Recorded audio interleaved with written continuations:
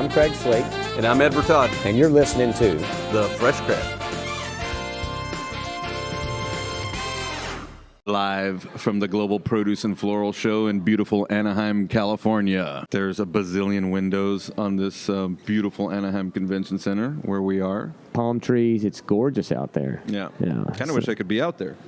Yeah, but you know what? I would rather be in here with our next guest, a good friend of mine for many years, Mr. Mike Laws. How you doing, Mike? Gentlemen, great to be here. Very pleased to be here. Had a great show so far, and looking forward to a good chat here. Yeah, I know. We should have a good time. And I guess you've been in South Texas. How long were you in South Texas? Well, I worked for Will Steele. Yeah. And just take a quick moment to get a little shout out to Will for giving me the kick. Oh, well, let's don't shout. No, do we have to shout anything out? Okay, if we're going to shout anything out to Will, it might be something we can't print.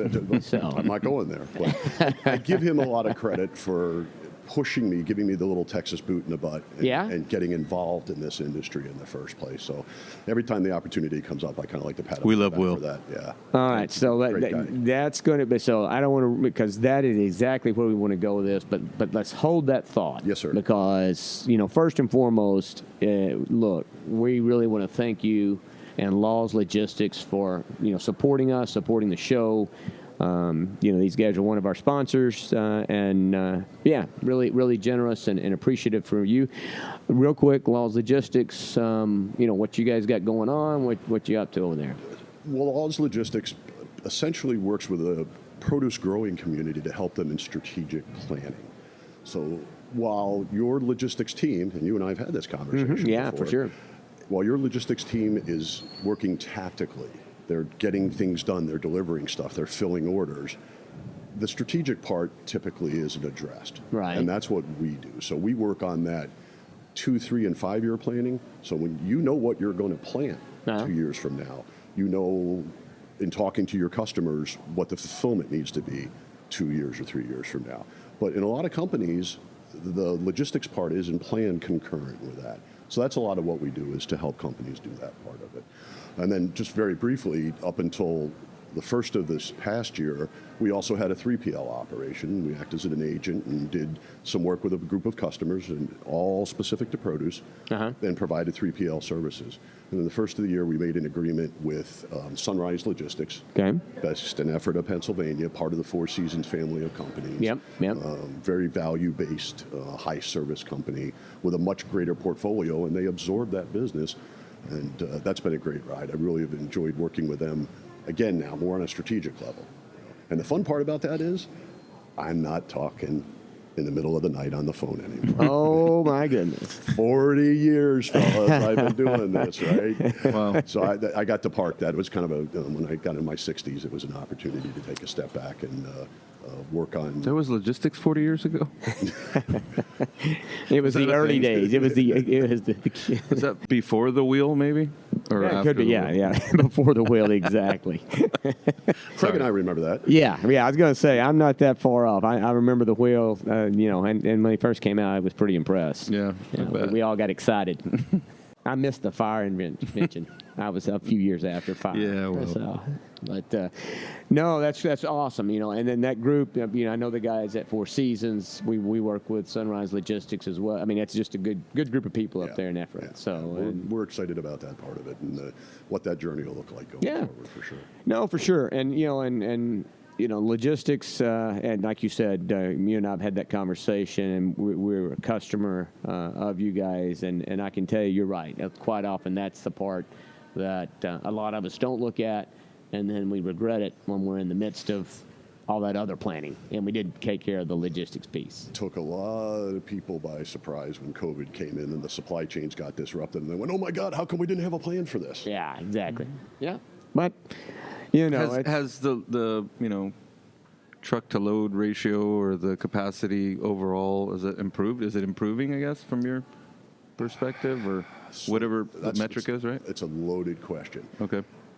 What you used to be able to a point to be able to predict it, right? So if you want to look at it like a sine curve, it would be these big looping things. There'd be some weather events or whatever, but you knew kind of, particularly with produce, who was planting, what the seasons were. You knew when the capacity was going to get tight and come down again.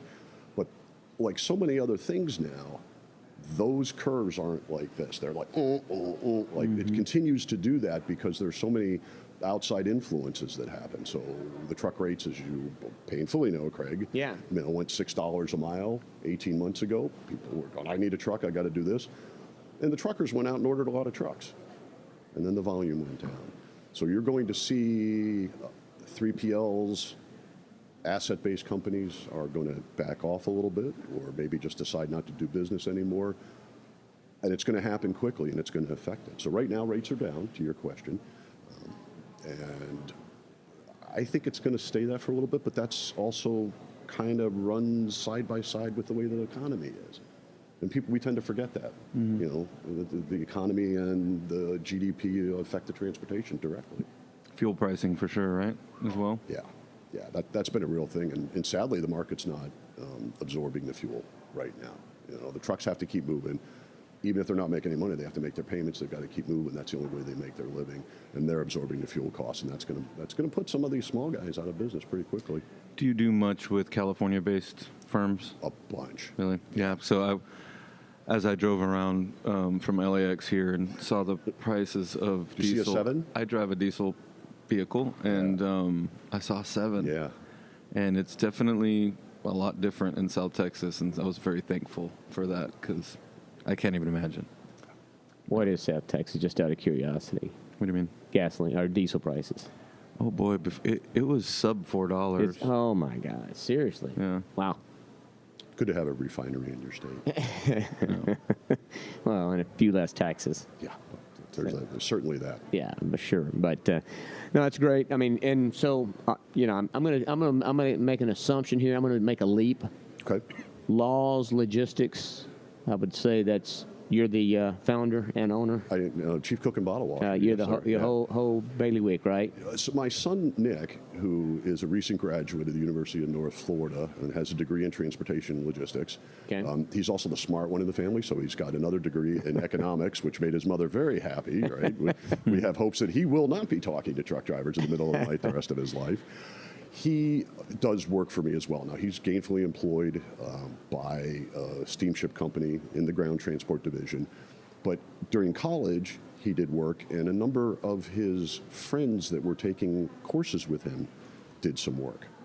So that's been a lot of fun, is to get that perspective from the university side, what they're being taught fresh out of school, and how can we, here's a project, and a lot of it was grunt work, like RFP stuff. Yeah. Stay up in the middle of the night and run mileages, and that kind of thing. Yeah. But they, there's learning in that. Yeah. And I think that they really had a great time doing that part of it. And then I won't go into a lot of names, but I've got people of counsel that as the work requires, I bring them in to help projects. Yeah. And some of them you will know because they're old friends of ours. Old friends, yeah. With the emphasis on old, by the way. But it keeps them in touch and involved a little bit, and that's been some fun. So it gives me the flex as the owner of a company to be able to, address a project. So if you come to me and say, hey, Mike, I've got a project and it's this big, right, and I need to turn it very quickly, then thankfully we've got You've got people you can lean into and get out. Yeah. Well, I mean, but what's interesting is, so let's go back. You were talking about Will and the Texas boot.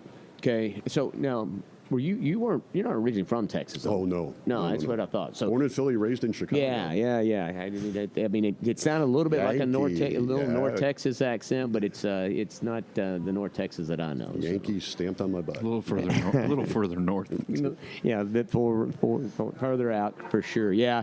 Well, everybody in Texas that's north of the Red River is a Yankee, so it's just the way it works. I qualify. So, no. So you're a young man. Was that your first gig with Will?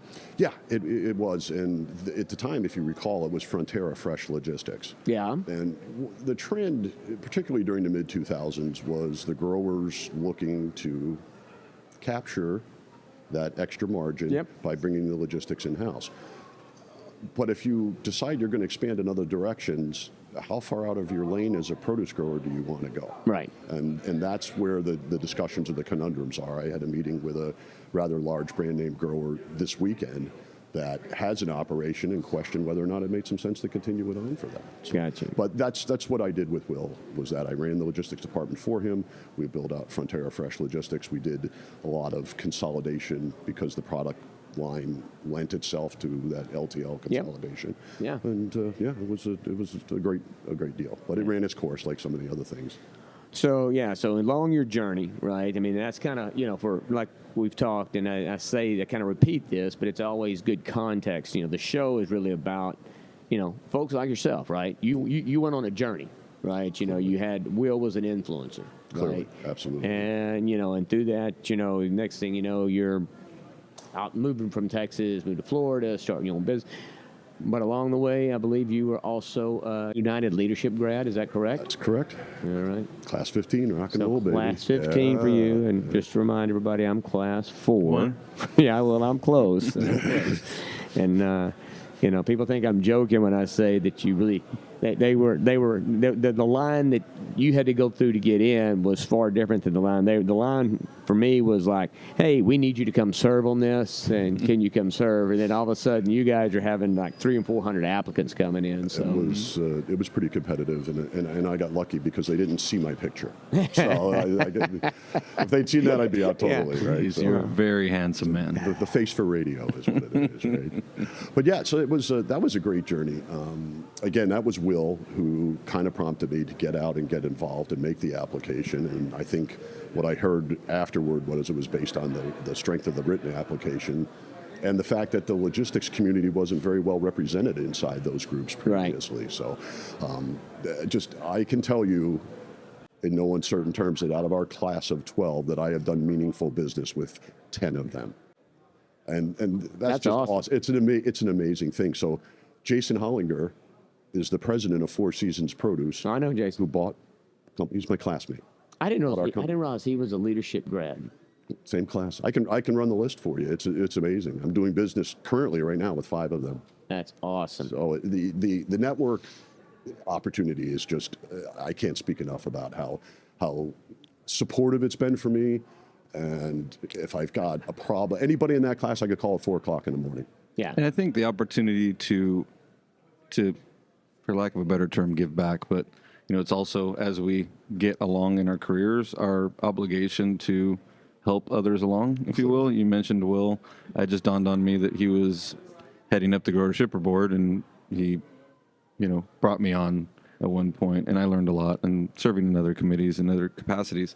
So we kind of have that in common. But yeah, looking for opportunities to sort of pay it forward. It's a pretty cool thing.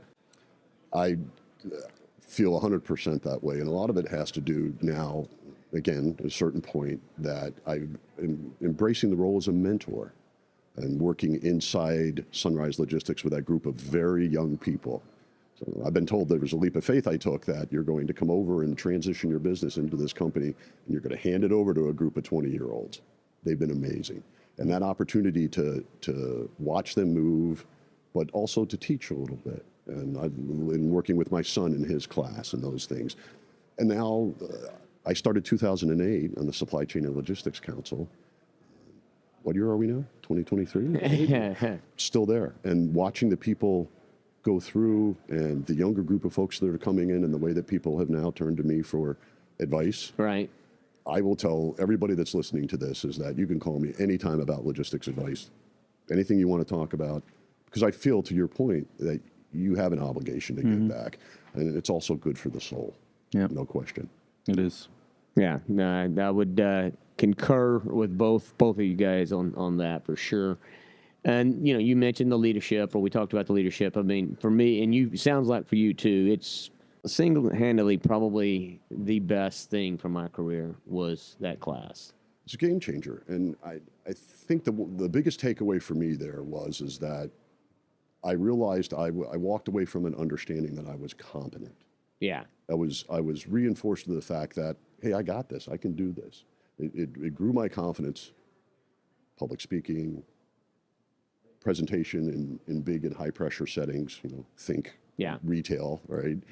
Those type of things. I just became confident with, and my classmates picked me up when I really wasn't feeling that confident, and it was 50. The whole thing changed after that. So between graduating from that class and starting Laws Logistics was less than a year.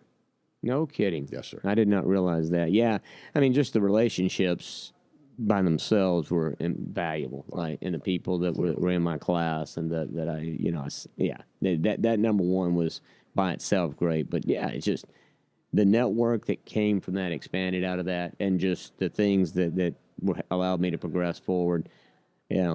Shout out for IFPA, as they let us, as we're part of this, and then they continue to help us out. I will tell you that if you've not applied for the leadership program, I mean, it's a must do. Even if you have to apply 2 or 3 times. Oh, for sure. Go do it. It's worth the effort. An experience. And I think also understand that if you're applying, make sure that you know that your company is supporting you, because they're giving you 4 weeks out of a year out of the office, away from your job, to help you develop your career. Right. That's huge. Yeah. So as you do that as a corporation, as your company does that as a corporation, that's a commitment to the person. Yeah. That's really... No. And like I say, it's awesome to see somebody like you have the success. Again, I've known you since you were that guy with Will back in those days, right? And to go out and take and just leverage that and build a business like you have and be where you're at in your career. A lot to be proud of for sure. And, and like I say, a lot that people can take away from that. Yeah, I'm glad to be here, glad to have the opportunity to talk with you guys about it and to the general public about it. I get that message out a lot. I've been working with a group of people on the floor the last couple of days, and I'll stop and go, Leadership Class 6, Leadership Class 8, Leadership Class 10. I had a conversation with a guy that I know from Leadership Class 1, and I'm talking about giving back. He's running a charity in Africa. He takes 4 months, Bill Cornell, Class 1. No kidding. He takes 4 months out of his year, every year, and he and his wife have started a charity in Uganda. Wow. And they go down. Now that's giving back. Yeah, I was going to say, that's some serious, It makes us look pretty bad. Yeah, I was going to say, we got a way to go here. Well, our way of giving back. Hey, am I too old to apply? Because, I applied years ago, but... I don't think you're too old. And look, you dye your hair. You dye your hair so it looks like you're like younger than you actually are. So that's cool. Well, I will say I've had the pleasure and honor of serving on several boards and committees, but I think now it might be a little too late for me on the whole leadership. No, I think I don't know where that bar is now, because I was the oldest one at the time. Oh yeah. Yeah. So I got the good hair gene and the bad back gene, right? So I look pretty good. I look pretty young. They put me in, and I'm with all the rest of these folks. And then when you're done, they automatically put you in for 40 under 40. Mm-hmm. So they sent me the application. I'm like, I just turned 51. I'm sorry. You did not. You weren't on the... Yeah, seriously. You were 51 when you did it? Yeah. Are you serious? Yeah. See there, I told you. I have hope. You still have hope. I just turned 50. Oh, it's no problem. Actually, there was a guy in the following class, in class 16, who was a year older than I was. Now, they may have revised that at that point in time. I looked at the last group, and they're fairly young, but you'll fit right in, and you look good, man. You can go. Hey, appreciate it. See, somebody has some nice things to say about that. Hey, so you do look good. Thank you. So let's touch a little bit on that. You got this serious workout regimen that you do. I do. You got a food plan. What kind of stuff? Thanks for asking. Yeah, I do. So I've got, again, as I said before, the good hair and the bad back gene. Yeah. So I've got a degenerative disc. I'd be very careful how I say that. Right? Yeah. And as a result, I dropped 30 pounds. So if you remember me when I was working for Will, and you look at me now, it's about 30 pounds difference there. And that's mostly around... That was probably 30 pounds of stress. Maybe in some liquid in there too. But we're not going to go there, right? But yeah, it's a lot of it just had to do with understanding that through and medication. Then, yeah. So when the first thing in the mid 2000s, they're handing you medication and going, here you go. Yeah. And it'll get better. And what it did do is just make me drag. So I got rid of all the medication in the system, starting stretching and exercises, low impact things. Right. I'm a spin class nut now. All right, nice. 5:30, 3 days a week out there at the spin class. Okay. Wow. Yeah. You don't strike me as a spin guy. Yeah, and it's not necessarily the best thing for my back, but I still feel good doing it. It gets the endorphins up in the morning. But that's bike. I mean, it's on a bike, right? Yeah, that's a spin class. That's not. That's bad on your back, though. We have this screaming woman that runs this class in the morning, and she gets up in your face and like, get up and let's go, And it's really the most fun to get out and get doing that. I can walk out of that place in the morning and look at people and know that I've done more by 6:30 than they're going to do all day. And that's awesome. That feels really And you do that 6 days a week? No, I do it 3 mornings a week, and then I work with a trainer a couple days a week. Very cool. Yeah. Yeah, so we're. But you go somewhere for the class, or you have your own bike? It's all, so I live in Naples, and so the home of the newlywed and nearly dead, and so there's a lot of resources there. There's a lot of resources there for folks from a health standpoint. So this is actually run by the hospital. The wellness center is run by the hospital. It's 6 blocks from the house. And it's a really easy fit. Roll out of bed before I have a chance to think about it and just go. That's cool. Yeah, it's worked out real well. Do you road ride as well? No. No, and I don't run either. If you see me running, it means I got to go to the bathroom. There's a problem. All right, so diet. So you got medication out. Yep. Obviously, a consistent workout program. Yep. Food-wise, make any food changes? Yeah, plenty. And so a lot of it had to do with portion sizes in our family. We had these, my children were all living at home. There's a 10-year gap between my kids, and the college students are rotating through, and my 5-year-old son is there, and we're trying to balance all of this stuff. So we just put up big plates of food and stick it out there. Now, thankfully, that everybody's off the payroll and out of the house, Kim and I can control that a little bit better together. Right. So we've got portion control, and we've been doing that for 5 or 6 years. I'm a salad guy every day at lunch, like religion. Okay. And I'm a 50% plate guy. I mean, I love my veggies, and we're roasting vegetables and trying new spice mixes up with them and all of that, and getting creative. Just having a great time. Yeah. And like I say, that's the thing, probably what you're talking about there, which for me, I'm a big believer is, if you can get out of them, even when you've got a serious health issue, right? That's, hereditary. I don't know, maybe you were a boxer or something in the day. I don't know. You hurt your back, but you're taking matters into your own hands. Right, you're moving the medication out and trying to figure out how do I at least make an attempt not just to lean into the meds. 100%, and I think that how many times you get hit upside the head before you realize I got to do something different? Right? Well, yeah, I couldn't take another headshot, honestly, so that I had to make a change there. I had to. But you're talking about not overeating, right? I'm talking about not overeating. I'm talking about finding something to substitute the medication. And that's huge. I mean, I've practiced some discipline we've talked about on the show, but really at the end of the day, I'm not a very disciplined person.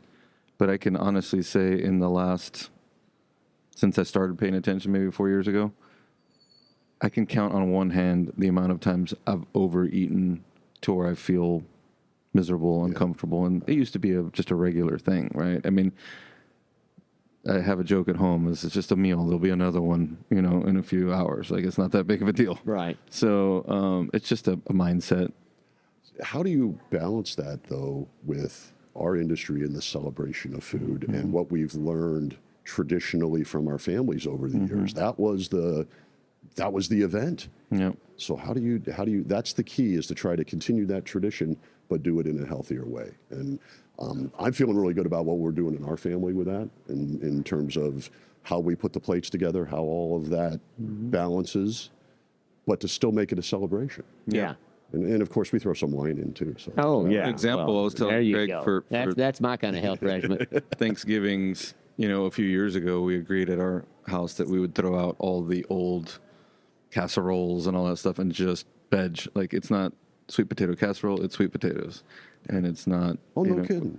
Yeah. That's cool. Yeah, no, it's not green bean casserole, it's roasted green beans. It's, so just no casserole. So the sweet potato, so that's one of those things. This is what I don't understand, and it comes from where I grew up, right? In Texas, we would take anything that was healthy and make sure it became unhealthy as fast as we could. Make right? it fun. They want to make it fun. Put bacon on it, right? Well, not just it was just bacon. We'd put sugar. Make it. Sweet potato. I mean, it's like what's wrong with the sweet potato? It's sweet, right? Why do you need also the sugar and the brown sugar and this? It's like That's right. It's fabulous. And we did that with again, like he's talking about. You can change that up, right? You can make it much more healthy. Clearly. Or not make it more healthy. Just staying closer to the basics. It's much more healthy and you can enjoy it. It's great. Well, and you make a great point about that, because it is basic. And I think that if you've had the opportunity to travel abroad at all, and you realize what their diets look like and how basic it really is, and they're still celebrating food in a really big way. Yeah. These guys eat 4 or 5 times a day. They look great. They live to be 95 years old. They have wine at every meal. Yeah, I know. It's not so bad. Right? I hope my wife's listening, because I'm continuing trying to convince one or her. two, not bottles. Bottles. Yeah, no, it's not bottles. Well, look, the timekeeper is giving us the high sign, and we're getting. I feel like we just scratched the surface, though. So we're gonna have to maybe come to Naples and do a remote podcast in February. Is that the time to be there? Extension cord long enough to reach out onto the beach, maybe, Mason. We can look at something like that. That'd be good. Oh, cool. What about a golf course? Is there any of those around there? Yeah, there's no golf there. More per capita than any place else in the country. Wow. Yeah, so definitely putting a little Naples action on the tour list. Yeah, we're building a Fresh CrEd tour, by the way. So nice. We're just trying bus to and everything. spots. Yeah, we've got the orchards over in just north of LA with Limonera. Then we're going to pop over to Spain and There you go. yeah, and then come back through Naples. Good bus you got, man. Yeah, right now it's working out. So, hey, Mike, seriously, really appreciate the sponsorship. Pleasure to be here, guys. Appreciate your friendship and appreciate Always. you joining us on the show. Your partnership. Thank you. Happy to do it. Thanks, guys. Thanks, Mike. Enjoy the rest of the expo. Enjoy yourself.